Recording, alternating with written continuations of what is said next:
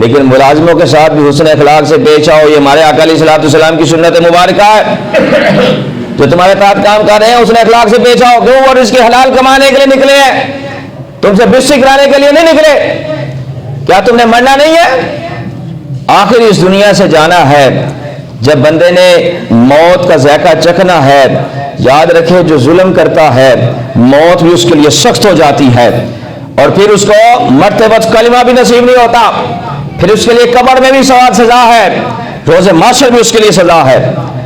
کبھی بھی اپنے ملازم کے ساتھ سختی سے پیش نہ آنا. جن کو اللہ نے افسر بنایا ہے, جن کو دکانیں دی ہیں, جن کو بڑا بنایا ہے, ان کو چاہیے کہ ان کے تحت جو نیچے ہیں ان سے حسن اخلاق سے پیش آئے. خود کھانا کھائیں, اپنے ملازم کو بھی ساتھ بٹھائیں.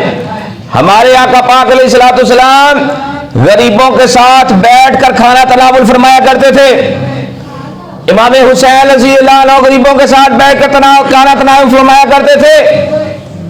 جب ہم کہتے ہیں ہمیں امام حسین رضی اللہ عنہ سے محبت ہے, جب ہم کہتے ہیں ہمیں محبوب علیہ الصلوۃ والسلام سے محبت ہے, تو پھر ہمارا یہ کام ہے ہمیں بھی غریبوں سے محبت رکھنی چاہیے.